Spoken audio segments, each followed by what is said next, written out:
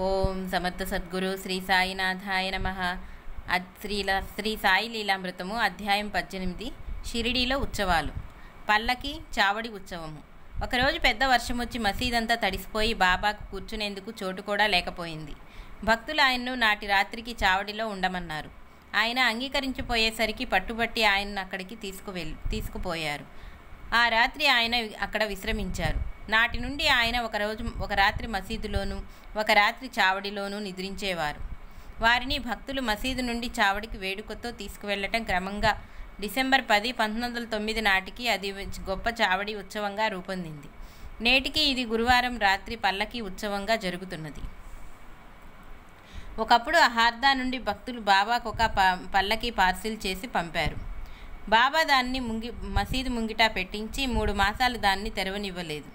ఒకరోజు రఘువీర్ పురందరే చనువుగా, బాబా, ఈరోజు పల్లకి బయటకు తీసి పూలతో అలంకరించి అందులో మిమ్మల్ని చావడికి తీసుకుపోతామన్నారు. సాయి ఈ పార్సిల్ విప్పడానికే ఒప్పుకోలేదు. అయినా అతడు పంతంగా విప్పుతుంటే బాబా గద్దించి పట్టరాని కోపంతో సటకా తీసుకొని చంపేస్తానని అతడి మీదకు పరిగెత్తారు. భక్తులు భయంతో పారిపోయారు. పురందరే అదేమీ పట్టించుకోకుండా నెమ్మదిగా పార్సిల్ విప్పి పల్లకీని పూలతో అలంకరించారు. ఇక బాబా మౌనంగా ఉండిపోయారు. అది చూసిన పురందరే పంతంగా, ఇక నుంచి మిమ్మల్ని పల్లకిలో ఊరేగింపుతో చావడికి తీసుకువెళ్తాము అన్నారు.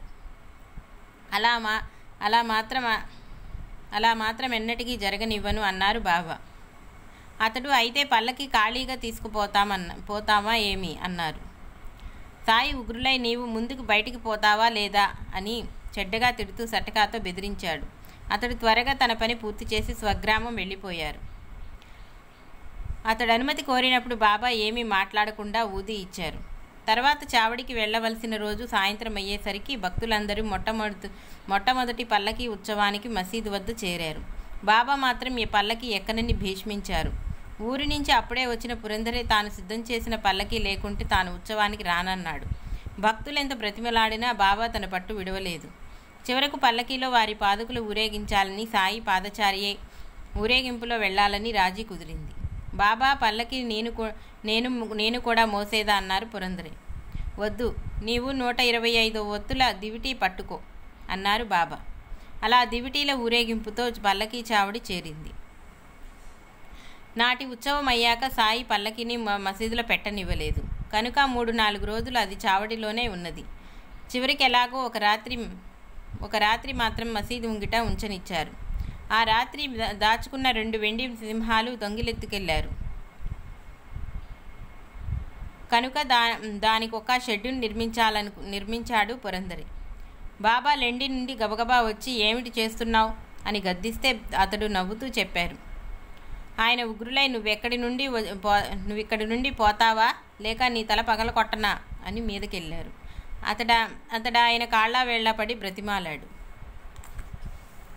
ఆయన మరింత గట్టిగా, నాకు నువ్వు వద్దు, పల్లకీ షెడ్డు అసలే వద్దు, నన్ను విసిగించకు పో అని అరిచారు. కానీ అతడు చేస్తున్న పనిలో మాత్రం జోక్యం చేసుకోలేదు. మధ్యాహ్నం హారతయ్యాక భక్తులందరూ భోజనాలు చేసి తిరిగి మసీదు చేరినా పురందరే మాత్రం వెళ్లకుండా పనిచేస్తూనే ఉన్నాడు. సాయి కొన్నిసార్లు అతని నెమ్మదిగా చెప్పారు, మందలించారు, గద్దించారు, భోజనానికి వెళ్లకుంటే కొడతానని బెదిరించారు. అయినా అతడు వినిపించుకోలేదు. పట్టరాని కోపంతో పలకకుండా పదే అతని కేసి చూస్తారు. చేత్తో పట్ట తడుపుకుంటున్నారు. ఆ పనికిమాలిన వాడు భోజనానికి కూడా పోకుండా నా ప్రాణం తీస్తున్నాడు, నువ్వైనా పిలుచుకుపో అని కాకా సాహెబ్తో చెప్పారు. అతడు సెలవు పెట్టాడు. అదయ్యేలోగా పని పూర్తి చేయాలని చూస్తున్నాడు. అతన్ని భోజనానికి పిలిచికెళ్ళనా అన్నాడు కాక. వాడు రాడు, ఆ మూర్ఖుడు నేను చెప్పినా వినలేదు అన్నారు ఆయన. వెంటనే పురందరే వారి పాదాలపై పడి పసిపిల్లవాణిలా వేడుస్తుంటే, ఎందుకు ఏడుస్తున్నావు, ఊరుకో అన్నారు బాబా. అతడు కళ్ళు తుడుచుకొని, ప్రొద్దుటి నుంచి నన్ను ఇలా తిడుతున్నారు, కొడతాను, చంపుతాను అని బెదిరిస్తున్నారు. కానీ నేను ఒక్క పూట భోంచేయకపోతే అంత తల్లడిల్లిపోతున్నారే, నాపై మీకెందుకింత దయ, మమ్మింతగా పట్టించుకునేదెవరు అన్నారు. నోర్మొయ్, వెళ్ళి భోజనం చేయి, కడుపు మండిపోతుంది అన్నారు బాబా. అతడు 2 అడుగులు వేసి చటుక్కున వెనక్కు తిరిగి, నేను వెళితే మీరిదంతా పీకేస్తారు అన్నారు. బాబా ప్రసన్నులై, నేనేమన్నా రాక్షసుడునా? నేనలా ఏమీ చేయనులే అన్నారు. అతడు భోంచేసి వచ్చి సాయంత్రానికల్లా ఆ షెడ్డుకు ఒక తలుపు బిగించారు. అప్పుడు పల్లకి ఆ గదిలో పెట్టి సాయికి నమస్కరించి బాబా సెలవైపోయింది, నేను వెళ్ళాలి, ఇంకా ఒక తలుపు బిగించాలి, ఆ పని తాత్యాకు అప్పగించి వెళతాను అన్నాడు. ఆ పని రేపు ఆలోచిస్తానులే, నీవు పోయి విశ్రాంతి తీసుకో అన్నారు బాబా. తెల్లవారగానే అతడు మళ్ళీ సాయిని సెలవు కోరాడు. అక్కడికి వెళ్ళి ఏం చేస్తావు? మనం ప్రారంభించిన పని పూర్తి చేయాలి కానీ ఇంకొకరికి అప్పగించకూడదు. వీలైనంత తరచుగా షిరిడీ వస్తుండాలి అన్నారు బాబా.